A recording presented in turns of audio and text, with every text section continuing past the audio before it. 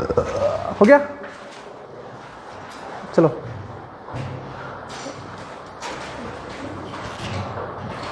Video देखा था तो फिर टॉपिक लिखा हुआ होगा। टॉपिक कौन सा है?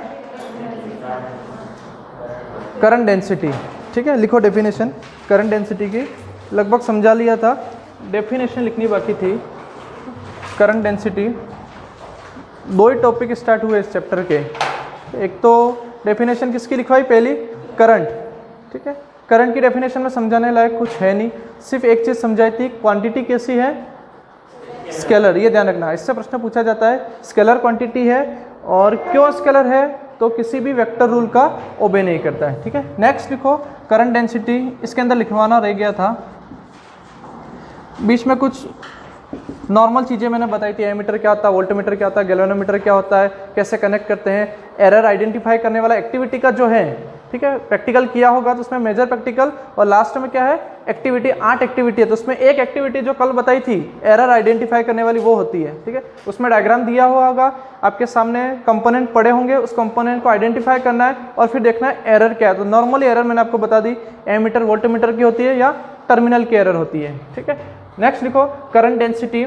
इसका फॉर्मूला नॉर्मली अपन ने लिखा था J=I/A, लेकिन ये फार्मूला एप्लीकेबल नहीं होता है हर कंडीशन के अंदर।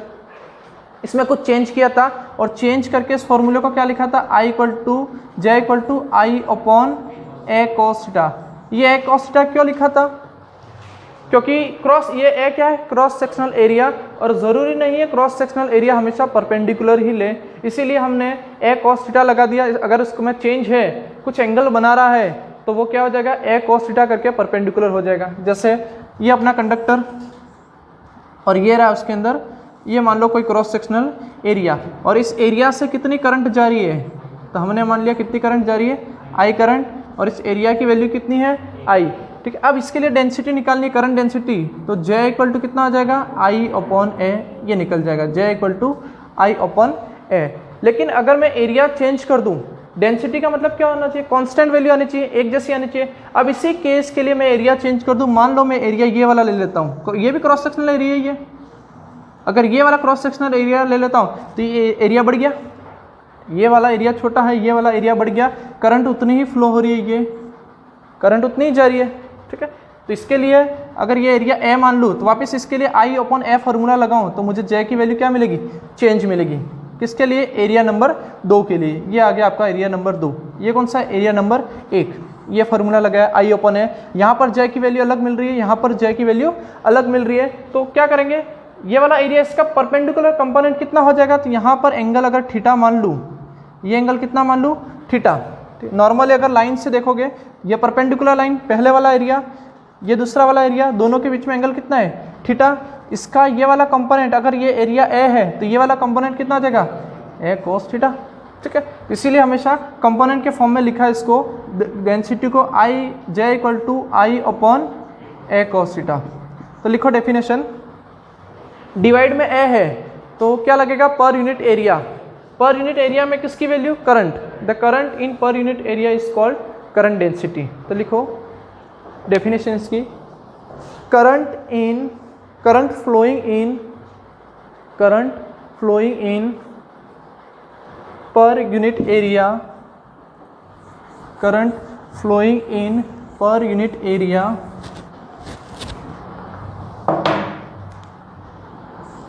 Current flowing in per unit area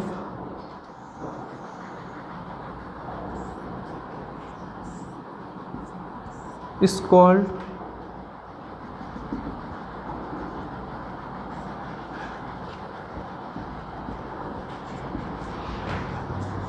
current density, is called current density. It is represented by J. It is represented by J. It is represented by J. क्या current density direction पे depend करती है? Direction का मतलब plus minus नहीं होता, angle होता है, एंगल पे डिपेंड कर रही है। एंगल चेंज करोगे एरिया का डेंसिटी चेंज हो जाएगी। इसका मतलब ये डायरेक्शन पे डिपेंड करती है, और डायरेक्शन पे डिपेंड करती है तो कैसी क्वांटिटी होनी चाहिए? स्केलर। करंट कैसी क्वांटिटी? Sorry vector. करंट कैसी क्वांटिटी है? स्केलर और करंट डेंसिटी वेक्टर। तो लिखो it is a vector quantity. तो उसके बाद लिखो it is a vector quantity. और इसके बाद ये डायग्राम बना के डेफिनेशन लिख दो इसकी, फॉर्मूला इसका जो भी है, J equal to I upon A cos theta. अगर एरिया नॉर्मल है तो थीटा उसके हिसाब से लगेगा। ये डायग्राम बना दो, उसके ध्यान में रहेगा।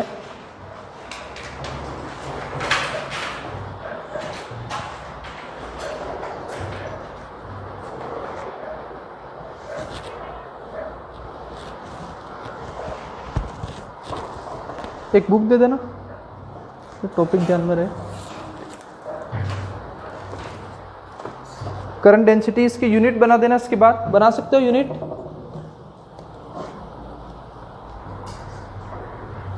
यहाँ से इसकी यूनिट, डायमेंशन वगैरह आप बनाते रहना, ठीक है। हर क्वांटिटी के डायमेंशन बनाए, आप प्रैक्टिस करते रहना। किसी की नहीं बन रही है तो पूछ लेना, ठीक है। यूनिट अगर पता है तो डायमेंशन अपने आप बन जाएगी। यूनिट क्या बनेगी इसकी, आई अपॉन ए, एम्पियर अपॉन मीटर स्क्वायर, ठीक है। Ampere per metre square. Cos theta का यूनिट में कोई फर्क नहीं पड़ता, लो नहीं लो, ठीक है। आई अपॉन ए से यूनिट बन जाएगी एम्पियर पर मीटर स्क्वायर, ठीक है।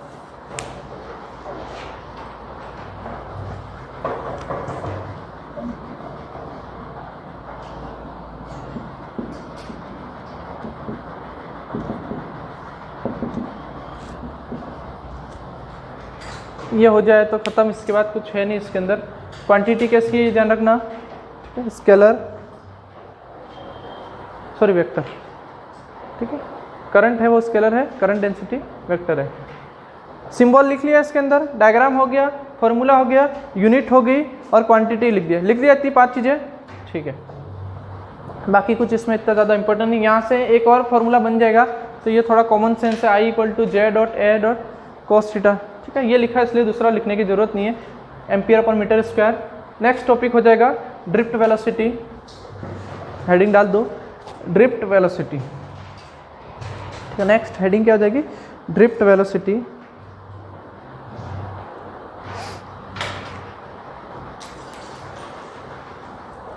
ये ड्रिफ्ट वेलोसिटी किसकी कैलकुलेट करते हैं, ड्रिफ्ट वेलोसिटी होती किसकी है, तो नॉर्मली अपन बात करते हैं इलेक्ट्रॉन्स की।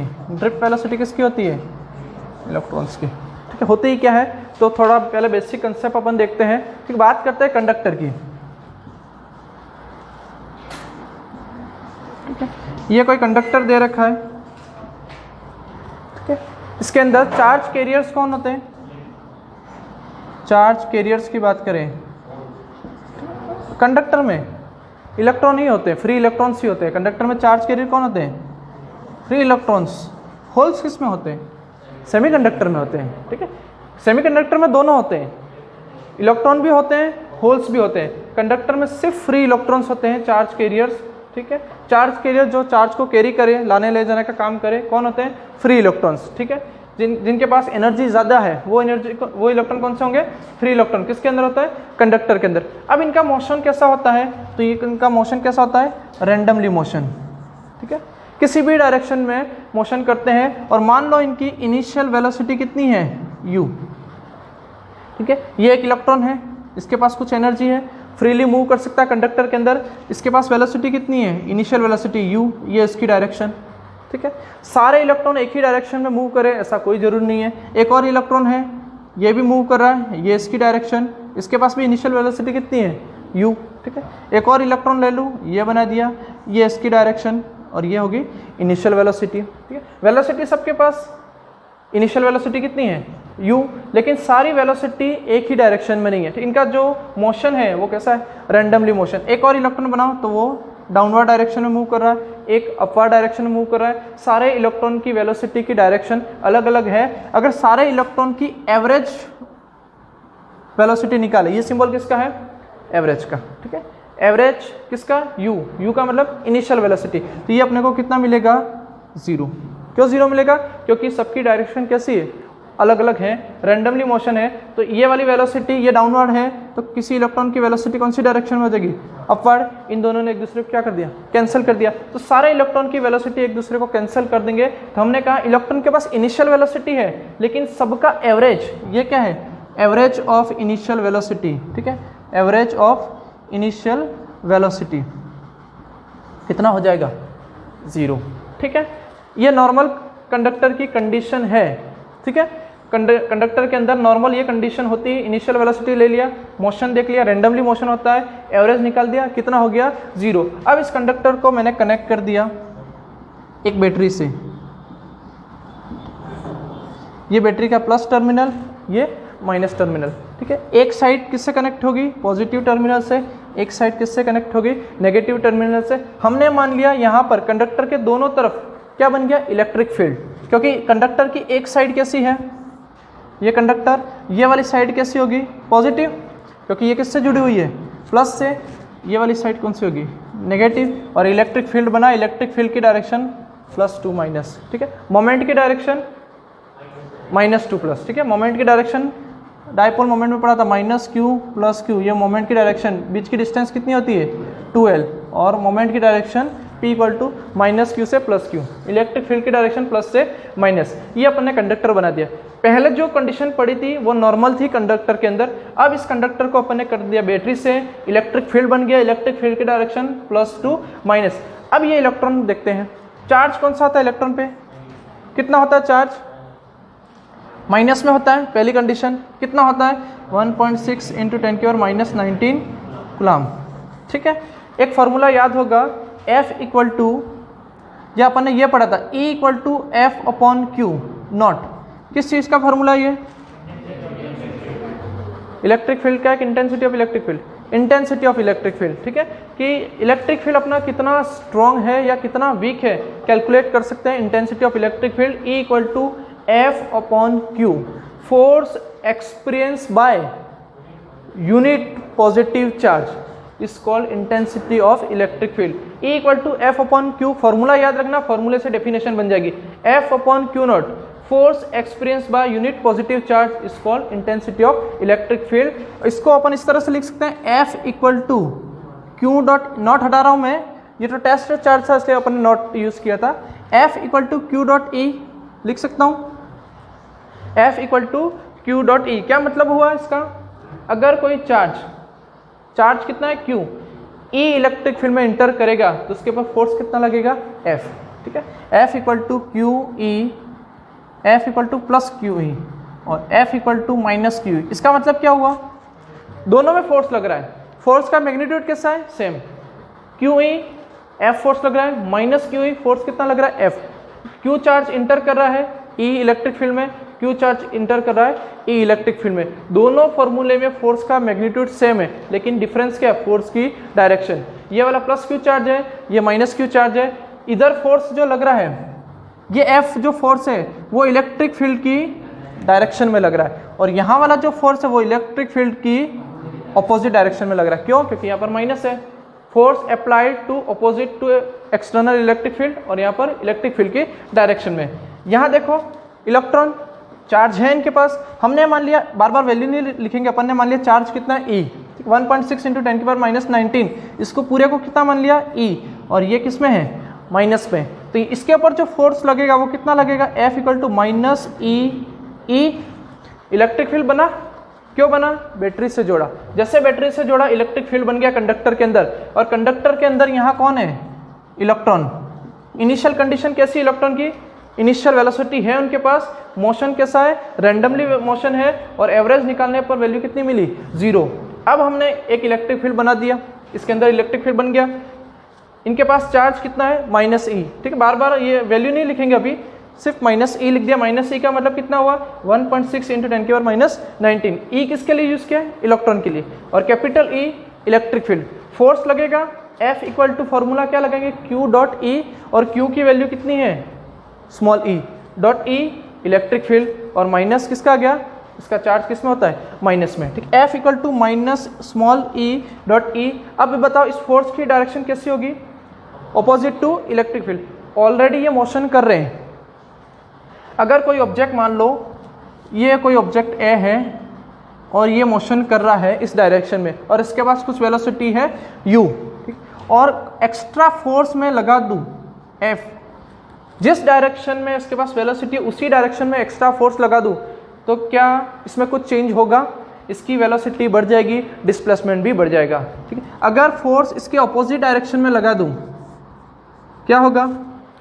वेलोसिटी कम होगी, डिस्प्लेसमेंट कम हो जाएगा। अगर फोर्स यहाँ लगाऊं तो पहले ये स्ट्रेट डायरेक्शन में मूव कर रहा था, अब क्या हो जाएगा? इसकी डायरेक्शन थोड़ी सी चेंज हो जाएगी, ठीक है। अब यहाँ देखो, ये कोई एक इलेक्ट्रॉन है, इनिशियली कहाँ जा रहा था? ऊपर की डायरेक्शन में, ठीक है। पहले इसकी वेलोसिटी अपर डायरेक्शन में थी, डायरेक्शन कौन सी थी? ऊपर की तरफ, ठीक है। अब ये इलेक्ट्रिक फील्ड लगा प्लस माइनस, इलेक्ट्रिक फील्ड कितना लगा? E, ये इलेक्ट्रिक फील्ड फोर्स लगेगा माइनस E डॉट E, इस फोर्स की डायरेक्शन इलेक्ट्रिक फील्ड की ऑपोजिट डायरेक्शन में, तो फोर्स कहाँ लगेगा? माइनस की तरफ कि प्लस की तरफ? इलेक्ट्रिक फील्ड की डायरेक्शन देखो प्लस से माइनस, तो फोर्स लगेगा माइनस से प्लस, मतलब कहाँ लगेगा? प्लस की तरफ। तो ये इलेक्ट्रॉन जो ऊपर की तरफ जाना चाह रहा था, इलेक्ट्रिक फील्ड नहीं था तब, in absence of electric field, अब इलेक्ट्रिक फील्ड है, ये थोड़ा सा इसकी डायरेक्शन चेंज होगी और यहाँ मुड़ गया, ठीक है। अब ये मुड़ गया, उसी चीज़ को क्या बोलते हैं? ड्रिफ्ट, फिसलना एक तरह से, ठीक है। ये स्लिप हो गया, इलेक्ट्रॉन ऊपर जा रहा था, थोड़ा सा ड्रिफ्ट होकर यहाँ चला गया और जिस वेलोसिटी के साथ ड्रिफ्ट हुआ उसी वेलोसिटी को क्या नाम दिया? ड्रिफ्ट वेलोसिटी, और इस मोशन को क्या नाम दिया? ड्रिफ्ट मोशन, ठीक है। एक इलेक्ट्रॉन और देखते हैं, ये एक इलेक्ट्रॉन था, पहले यहाँ नीचे की तरफ जा रहा था, ठीक है, in absence of electric field, इसकी डायरेक्शन कौन सी थी? डाउनवर्ड। अब इलेक्ट्रिक फील्ड लगा, ऑपोजिट डायरेक्शन में फोर्स लगेगा, ये रही ऑपोजिट डायरेक्शन, इलेक्ट्रॉन नीचे की तरफ जाना चाह रहा था लेकिन एक फोर्स की वजह से ये ड्रिफ्ट करके यहाँ चला गया, ठीक है। एक इलेक्ट्रॉन ये रहा, ये इसकी डायरेक्शन ये थी, ठीक है, फोर्स लगा, अब पहले यहाँ तक डिस्प्लेस हो रहा था, ठीक है, इनिशियल वेलोसिटी u थी, यहाँ तक डिस्प्लेस हो रहा था, एक फोर्स लगा इलेक्ट्रिक फील्ड में और वो फोर्स ऑपोजिट डायरेक्शन में लगा, अब ये इलेक्ट्रॉन सिर्फ यहाँ तक ही आया। क्यों? क्योंकि यहाँ पर फोर्स कौन सी डायरेक्शन में लगा? ऑपोजिट डायरेक्शन में। इससे पहले वाली कंडीशन बताई थी, ये ए ऑब्जेक्ट है, ये इसके पास वेलोसिटी कितनी है? u, अगर ऑपोजिट डायरेक्शन में फोर्स लगेगा तो इसकी वेलोसिटी कम हो जाएगी। ये इलेक्ट्रॉन पहले यहाँ तक डिस्प्लेस हो रहा था, अब कहाँ तक गया? यहाँ तक ही गया, तो ये इसका ड्रिफ्ट हुआ, ठीक है। अगर इलेक्ट्रॉन मैं यहाँ ले लूँ, प्लस की डायरेक्शन में जा रहा था, ठीक है, पहले डिस्प्लेसमेंट यहाँ तक था, ऑपोजिट डायरेक्शन में फोर्स लगा प्लस की तरफ, इसका डिस्प्लेसमेंट बढ़ गया, ठीक है। तो ये ड्रिफ्ट वेलोसिटी कब काम आती है? जब किसी कंडक्टर पे इलेक्ट्रिक फील्ड लगता है और उस इलेक्ट्रिक फील्ड की प्रेजेंस में इलेक्ट्रॉन के वे एक वेलोसिटी वर्क करेगी, एक फोर्स काम करता है जिसकी वजह से उसकी डायरेक्शन बदल जाती है और उस फोर्स की वजह से जो उसकी वेलोसिटी होती है उसको क्या नाम दिया? ड्रिफ्ट वेलोसिटी, ठीक है। लिखो डेफिनेशन इसकी। पहला नॉर्मल कंडीशन देखो, लिखो ड्रिफ्ट वेलोसिटी, हेडिंग डाल दी, ठीक है। अब लिखो इसके अंदर इन, पहले ये जो कंडीशन है यहाँ इलेक्ट्रिक फील्ड नहीं था, ठीक है, इन एब्सेंस ऑफ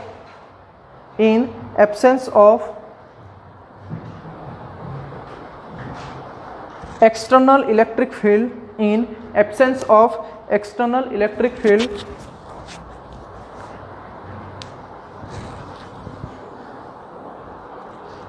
किस टाइप का मोशन था? रैंडमली मोशन था। एवरेज हमने निकाला, कितना मिलेगा? 0, ठीक है। In absence of external electric field there are randomly motion of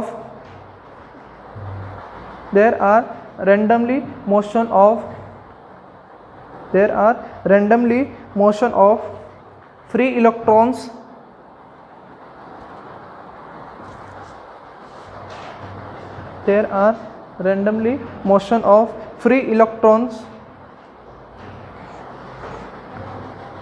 since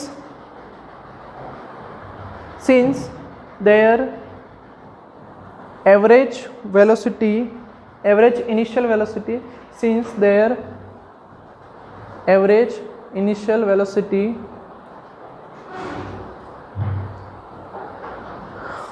become zero, ठीक है। ये ब्रैकेट में लिख देना, इससे ध्यान में रहेगा।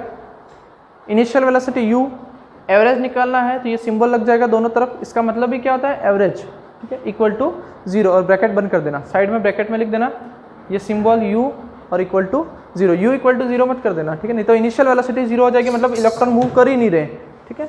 एवरेज इनिशियल वेलोसिटी कितनी है 0 है, लिखा। अब पैराग्राफ छोड़ के लिखना, इन presence of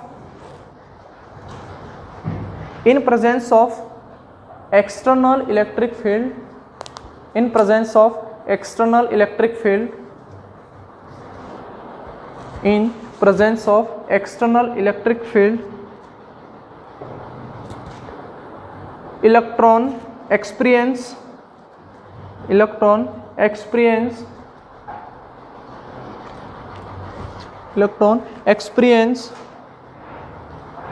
a force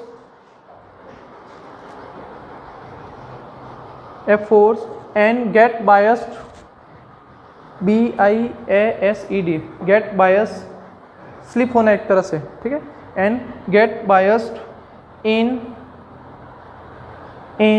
their random motion, and get biased in their random motion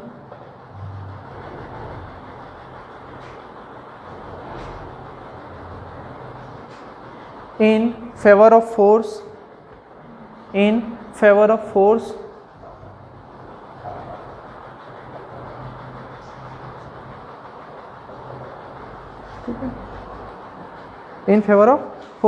now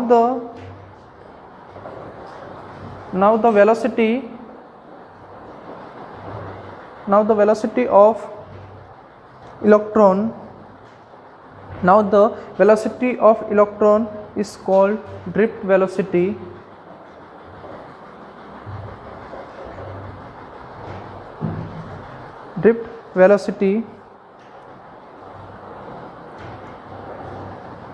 and it's called drift velocity, and this type of motion is called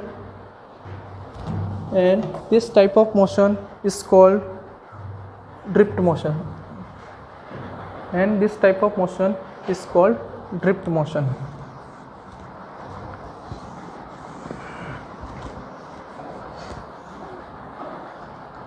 ये diagram बनाना है तो बना लो, याद रहेगा, ठीक है।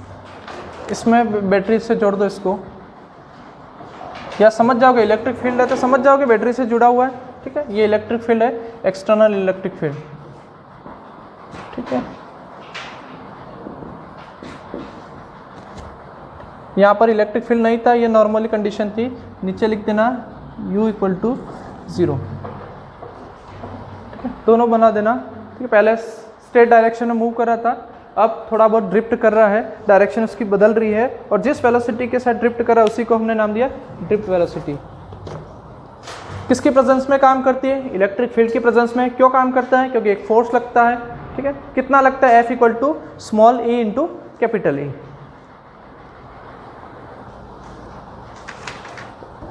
एग्जाम में सीधा डेफिनेशन ही पूछेगा, इससे ज़्यादा आपको पूछेगा नहीं। डिफाइन ड्रिफ्ट वेलोसिटी, ठीक है, तो नॉर्मली जो डेफिनेशन है वही लिखनी है, ठीक है? और ज़्यादा से ज़्यादा फार्मूला अगर पूछ ले तो उसको लिखना है, ठीक। फार्मूला अभी डिराइव करना बाकी है।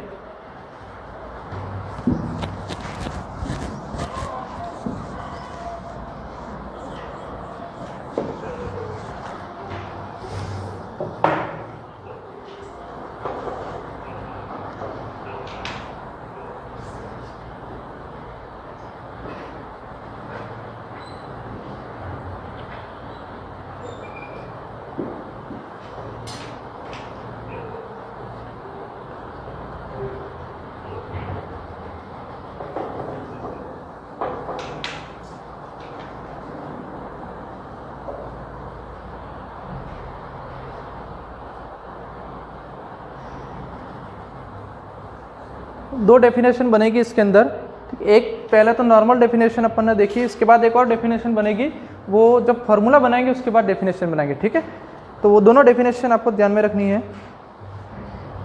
एवरेज इनिशियल वेलोसिटी कितनी हो जाएगी? 0, ठीक है। अलग अलग डायरेक्शन है और सबकी सेम है, ठीक है, सेम है u, इसलिए 0 हो गई। अब देखो ड्रिफ्ट वेलोसिटी कैलकुलेट करना है, तो ड्रिफ्ट वेलोसिटी नॉर्मली जो वेलोसिटी होती है उसकी एवरेज वेलोसिटी होती है, ये है क्या, एवरेज वेलोसिटी। एक तरह से क्या है, एवरेज वेलोसिटी किसकी, जितने इलेक्ट्रॉन हैं उन सब की एवरेज वेलोसिटी, वेलोसिटी का एवरेज। लेकिन कंडीशन क्या है, इन प्रेजेंस ऑफ इलेक्ट्रिक फील्ड। अगर ऐसे एवरेज निकालेंगे तो कितना मिलेगा, 0। लेकिन इलेक्ट्रिक फील्ड की प्रेजेंस में जब वेलोसिटी सबकी चेंज हो जाएगी, क्योंकि डायरेक्शन सबकी अलग अलग है, किसी की वेलोसिटी बढ़ भी रही है, किसी की वेलोसिटी कम भी हो रही है, तो ये जो एवरेज वेलोसिटी है इन presence of external electric field, उसी को नाम क्या दिया, ड्रिफ्ट वेलोसिटी। अब इसको कैलकुलेट करना है तो पहले एक इलेक्ट्रॉन की कैलकुलेट करेंगे, सिंगल इलेक्ट्रॉन की, और उन सारे इलेक्ट्रॉन की फिर वेलोसिटी का एवरेज निकालेंगे तो क्या आ जाएगा, एवरेज वेलोसिटी, और उसी को नाम दे देंगे ड्रिफ्ट वेलोसिटी। तो सबसे पहले अपन लिखते हैं एक्सेलरेशन ऑफ फ्री इलेक्ट्रॉन, एक की बात करें, ठीक है, acceleration of free electron in presence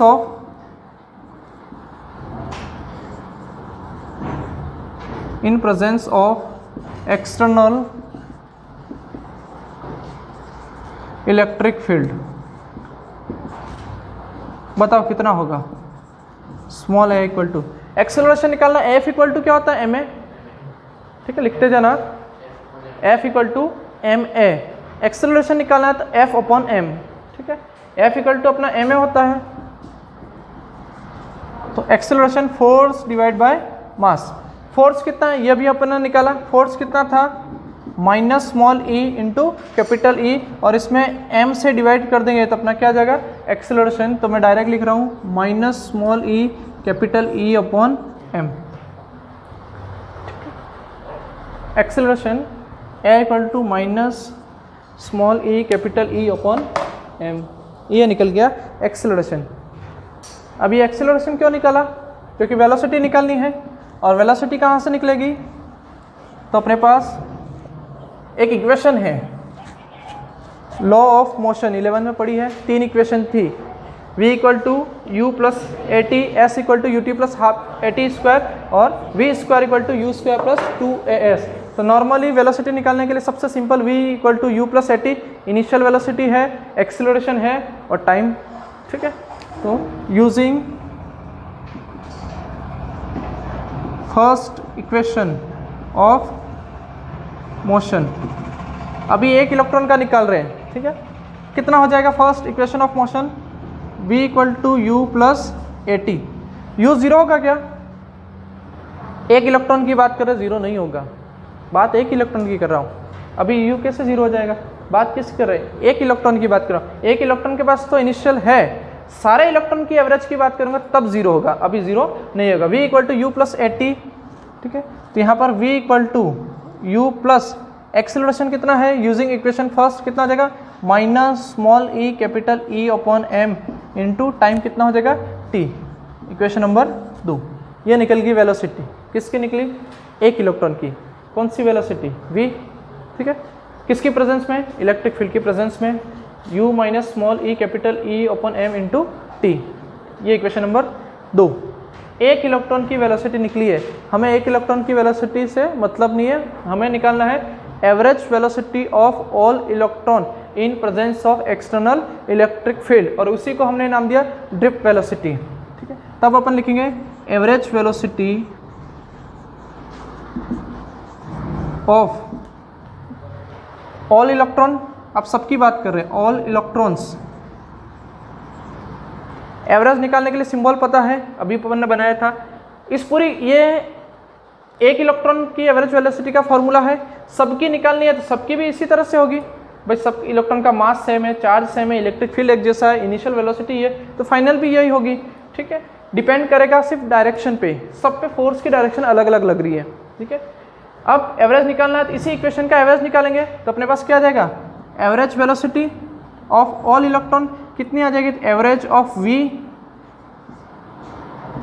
equal to average of u minus small e capital E upon m का एवरेज निकलेगा क्या, small e capital E upon m का एवरेज निकलेगा, नहीं निकलेगा क्योंकि कांस्टेंट है, कांस्टेंट का एवरेज निकालोगे तो वही मिलेगा, इसलिए इसका एवरेज नहीं निकलेगा। Small e constant, mass constant, और अप्लाइड इलेक्ट्रिक फील्ड, इस सिचुएशन के लिए, इस केस के लिए तो कांस्टेंट ही है, चेंज हो सकता है, लेकिन अगर कंडीशन चेंज करे तो इलेक्ट्रिक फील्ड चेंज होगा। तो इसको तो अपन ने बाहर निकाल दिया कॉमन, स्मॉल ई capital E upon m into time, सबका टाइम अलग अलग है, ठीक है।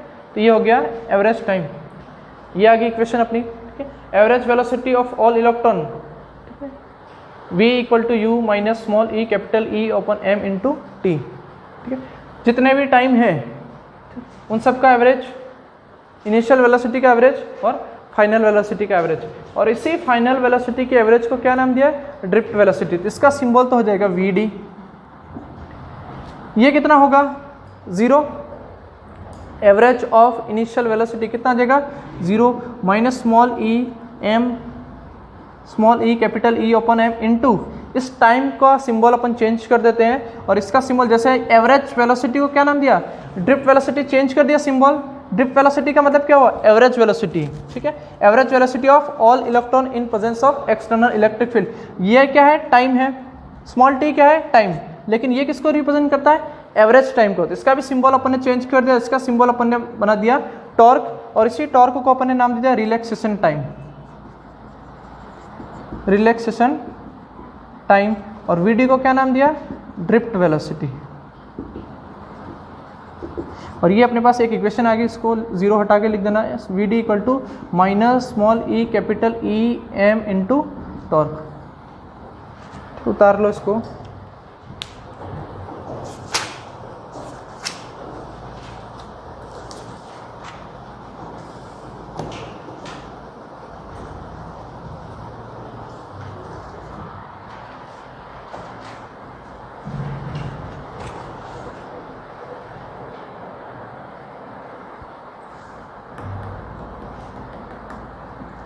ये वी डी नीचे है, ठीक है, वी डी पूरा साथ में नहीं है, साथ में मत लिख देना, डी इसके नीचे है, वो रिप्रेजेंट कर रहा है डी ड्रिफ्ट को।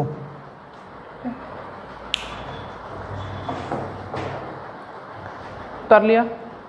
रिलैक्सेशन टाइम और ड्रिफ्ट वेलोसिटी, इन दोनों को डिफाइन करना पड़ेगा। रिलैक्सेशन टाइम क्या है और ड्रिफ्ट वेलोसिटी क्या है। तो ड्रिफ्ट वेलोसिटी तो यहाँ किसको मान लिया अपन ने, एवरेज वेलोसिटी को, ठीक है, किसकी है, सारे इलेक्ट्रॉन की, किस कंडीशन में, in presence of external electric field. तो डिफाइन करो वापस, हो गया यहाँ तक, उतार लिया, उतार लो। V D equal to minus small E capital E M into torque.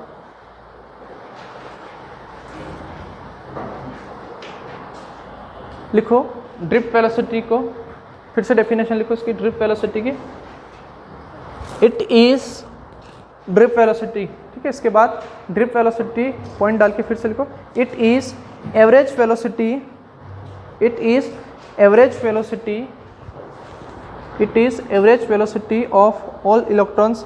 अगर एग्जाम में 1 नंबर की डेफिनेशन पूछता है तो यही लिखनी है, ठीक है। It is average velocity of all electron,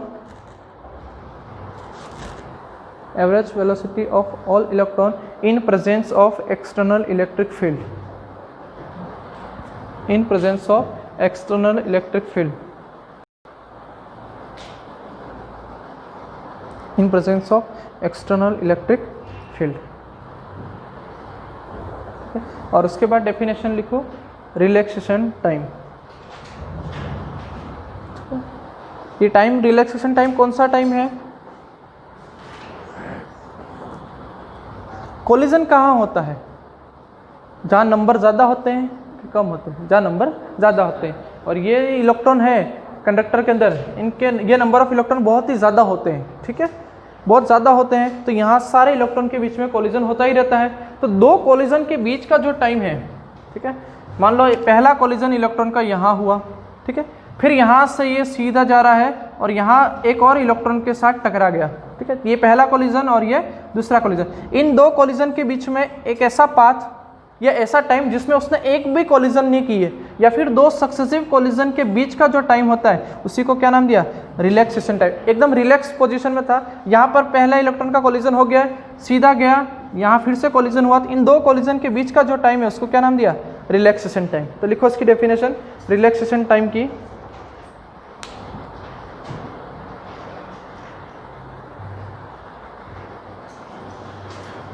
लिखो the time between the time between, relaxation time की, the time between to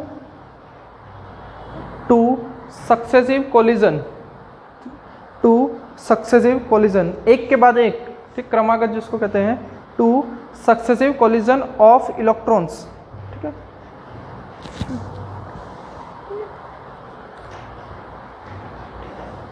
time between, क्या लिखा, two successive collision of electrons, ठीक है, इस कॉल्ड रिलैक्सेशन टाइम। और किससे रिप्रेजेंट करते हैं, टॉर्क से, ध्यान रखना। इसकी भी डेफिनेशन पूछी है, डिफाइन रिलैक्सेशन टाइम करके, तो सीधी सी डेफिनेशन लिखनी है और सिंबल लिख देना है टॉर्क। ड्रिप वेलोसिटी की डेफिनेशन, फॉर्मूला लिख देना है और सिंबल लिख देना है, ठीक है, वीडी। तो ये drip velocity, complete current density, complete current, complete, चलो हो गया इसके अंदर। बाकी कुछ डिफाइन करने जैसा है नहीं, स्मॉल ई पता है, कैपिटल ई पता है, एम पता है, वीडी हो गया और टॉर्क हो गया, रिलैक्सेशन टाइम और ड्रिप वेलोसिटी। नेक्स्ट लिखो मोबिलिटी, नेक्स्ट लिखो मोबिलिटी।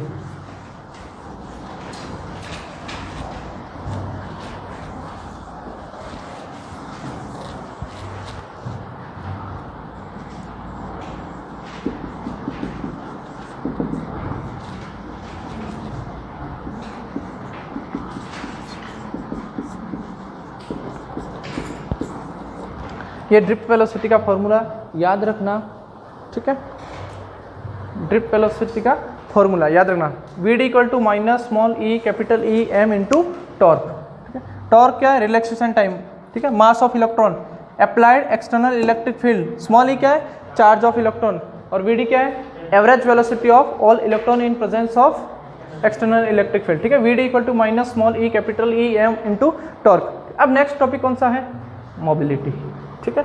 अब देखो नॉर्मली मोबिलिटी कुछ नहीं है, यहाँ जो कांस्टेंट है, ये जो अपना फॉर्मूला है, इसमें कांस्टेंट है, उन सारे कांस्टेंट को मिला के एक नाम दे दिया और उसको क्या नाम दे दिया, मोबिलिटी। जैसे कौन कौन से कांस्टेंट है, अगर अपन देखें तो ई हर कंडीशन में कांस्टेंट है, ठीक है।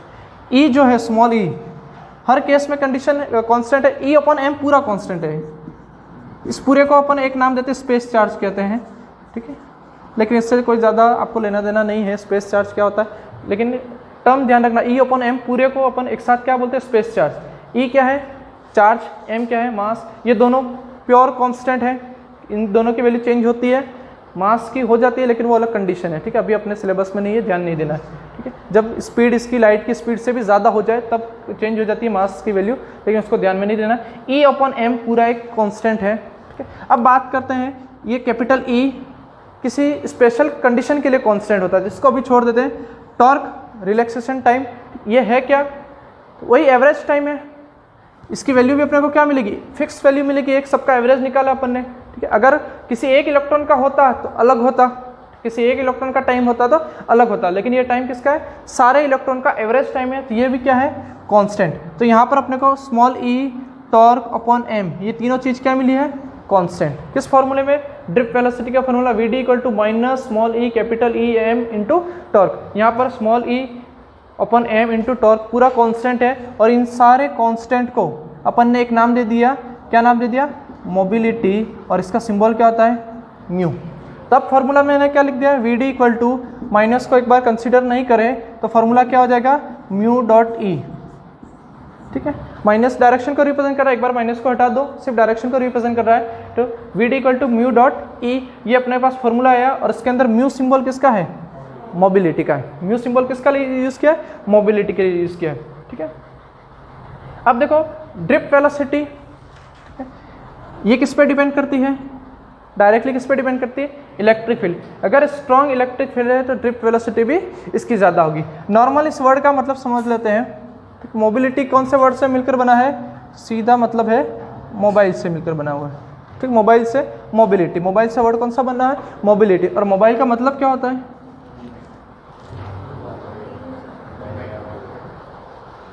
पहले फोन थे, हाँ, movement, able to move, able to move, पहले फोन थे तो वो एक जगह रहते थे, देखे वो BSNL वाले केबल लगती थी वो, ठीक है, वो चलते थे क्या, उनको मोबाइल नहीं कहते थे, ठीक है, नॉर्मली फ़ोन यूँ ही कहते थे। उसके बाद जो फ़ोन आए वो कहीं पे भी ले जा सकते हैं, ठीक है, अपने जेब में डाल के कहीं पे भी ले जा सकते हैं। छोटे फ़ोन थे, पहले स्मार्टफोन नहीं आ गया था, पहले छोटे मोबाइल थे, उसके बाद स्मार्टफोन आए। तो ये मोबाइल का मतलब क्या है, एबिलिटी टू मूव, और उसी से ये क्या बना है, मोबिलिटी, ठीक है। तो मूव कराने के लिए ये कांस्टेंट, ये पूरा कांस्टेंट किसके लिए है, मूव के लिए, इलेक्ट्रॉन्स के मूवमेंट के लिए, इसलिए इसका नाम क्या दे दिया, मोबिलिटी, ठीक है। और अगर ड्रिफ्ट वेलोसिटी के लिए पूछे कि ड्रिफ्ट वेलोसिटी किस पे डिपेंड करती है, ठीक है, ये तो पूरे कांस्टेंट है, डिपेंड किस पे करती है, इलेक्ट्रिक फील्ड पे, ठीक है। अगर इलेक्ट्रिक फील्ड नहीं है तो ड्रिफ्ट वेलोसिटी भी नहीं होगी। तो लिखो मोबिलिटी के अंदर, ठीक है, सीधा ध्यान रखना है, 3 कांस्टेंट को मिलाकर एक कांस्टेंट नाम दे दिया और इसी को नाम क्या दिया, मोबिलिटी, ठीक है। हाँ लिखो, in formula of drift velocity, in formula of drift velocity, in formula of drift velocity,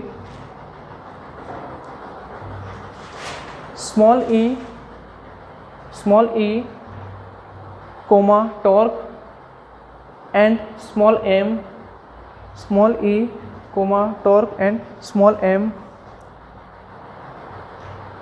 are constant,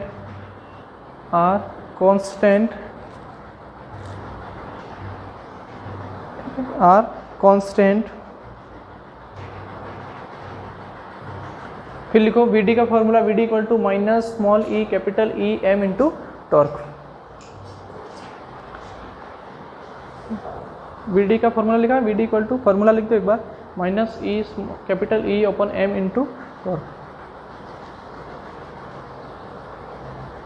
Vd equal to minus E small capital E upon M into torque, ठीक है। पहले क्या लिखा, आर कांस्टेंट, ठीक है। फिर लिखो this constant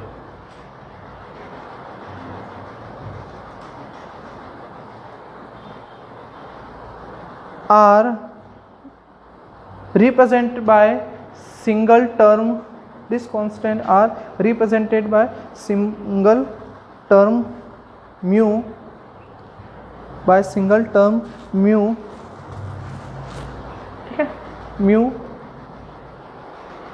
and it is called mobility, and it is called mobility, ठीक है, and it is called mobility, ठीक। यहाँ पर उसके मूव करने के लिए कौन एबल कर रहा है इसको, म्यू, चार्ज चाहिए, इलेक्ट्रॉन के पास चार्ज चाहिए तब जाके वो मूव कर सकता है। तो यहाँ पर उसके मूवमेंट के लिए कौन एबल है, म्यू, इसलिए इसको नाम क्या दे रखा है, mobility, and it is called, क्या लिखा, मोबिलिटी। उसके बाद लिख लो since Vd equal to, minus को कंसिडर नहीं करें क्योंकि डायरेक्शन के लिए है, Vd equal to mu dot E, since Vd equal to mu dot E, since Vd equal to mu dot E. अभी तक जो टॉपिक पढ़ रहे हैं वो सिर्फ डेफिनेशन तक ही है, ठीक है, उसमें उससे ज़्यादा कुछ नहीं पूछता है। Define mobility, define drift velocity, define current density, और करंट को डिफाइन करने के लिए नहीं पूछेगा। क्यों नहीं पूछेगा, क्योंकि टॉपिक किसका है, पुराना टॉपिक है, 10वीं 8वीं में पढ़ रखा होगा, ठीक है, इसलिए नहीं पूछेगा। ये तीनों इंपॉर्टेंट है, ड्रिफ्ट वेलोसिटी, मोबिलिटी और करंट डेंसिटी। ये पूछ सकता है 1 मार्क्स के अंदर। देख लेना इसका डिस्ट्रीब्यूशन क्या दे रखा है, चैप्टर कितने नंबर का है, शायद 5 नंबर का है, 4th और 5th दोनों 5 नंबर के हैं, नया आएगा तब तक तो इतना ध्यान रखो, ठीक है। 5 नंबर का है, 1 नंबर का होगा, मैंने लिखा है 1 + 2 + 2 होगा, 1 + 2 + 2, मतलब एक छोटा प्रश्न पूछना है, और ज़्यादातर चांस इसी चैप्टर से हैं। जो 2-2 मार्क्स के पूछेगा वो नेक्स्ट जो चैप्टर अपना कौन सा 6, उससे पूछने के ज़्यादा चांस है, और एक शायद हो सकता है न्यूमेरिकल हो इसका, ठीक है। तो एक थ्योरी, एक न्यूमेरिकल और एक short answer type. Next heading डाल दो,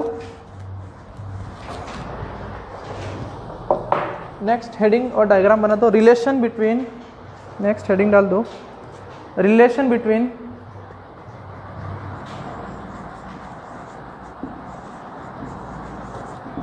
relation between drift velocity and electric field, relation between drift velocity and electric field, 11th में मैंने बताया था जब भी रिलेशन निकालना है उसका मतलब क्या होता है, एक ऐसा फॉर्मूला बनाना जिसके अंदर दोनों फिजिकल क्वांटिटी कौन कौन सी, ड्रिफ्ट वेलोसिटी और इलेक्ट्रिक फील्ड दोनों हो। तो ड्रिफ्ट वेलोसिटी का तो फॉर्मूला है अपने पास, कितना है, Vd equal to minus small E capital E upon M into torque. बस उस फॉर्मूले में relation between drift velocity and electric current है, इलेक्ट्रिक फील्ड तो है, इलेक्ट्रिक करंट कर देना, इलेक्ट्रिक फील्ड तो ऑलरेडी फॉर्मूले में है, ठीक है, इलेक्ट्रिक करंट कर देना, इलेक्ट्रिक करंट आई, ठीक है, relation between drift velocity and electric current, ठीक है।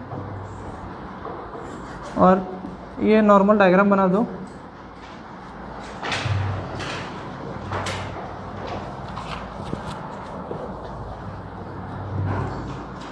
ये कोई कंडक्टर दे रखा है और जो वैल्यू दे रखी है वो उतार लो, एरिया दे रखा है क्रॉस सेक्शनल एरिया ए और इसकी लेंथ दे रखी है डेल्टा एल, और यहाँ पर ये इलेक्ट्रॉन का फ्लो हो रहा है और इनके पास कुछ वेलोसिटी है, वो वेलोसिटी कितनी है, drift velocity VD.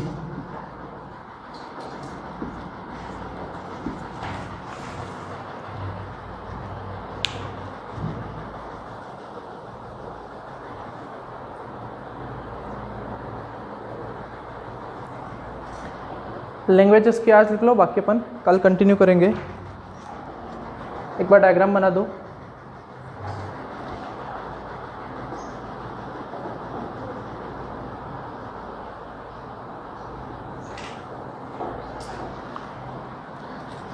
Delta L, L भी ले सकते हो, डेल्टा एल बुक में डेल्टा एल ले रखा है इसलिए अपन ने भी डेल्टा एल ले रखा, एल लो तो भी चलेगा, कोई दिक्कत नहीं है। Length capital A, area v d, drift velocity of electron, ठीक है, ड्रिफ्ट वेलोसिटी दे रखा है, इसका मतलब समझ जाना है करंट का रिलेशन तभी हो सकता है जब इससे बैटरी जुड़ी हुई है, और ड्रिफ्ट वेलोसिटी भी तभी होगी जब बैटरी जुड़ी हुई है। तो यहाँ पर वो बनाया नहीं है, डायरेक्ट अपने इससे मतलब है, ठीक है, इसलिए समझ जाना यहाँ पर बैटरी एक जुड़ी हुई है, ठीक है।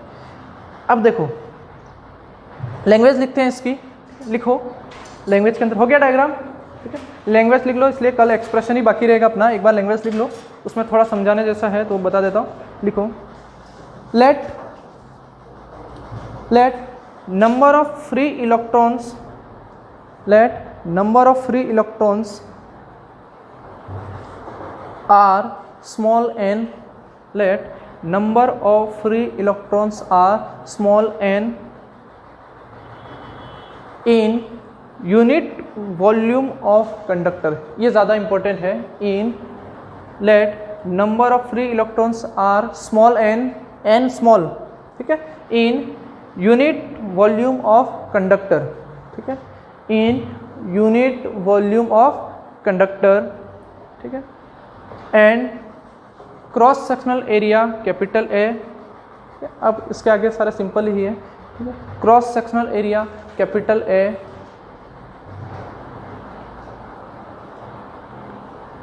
And length of conductor delta L, length of conductor delta.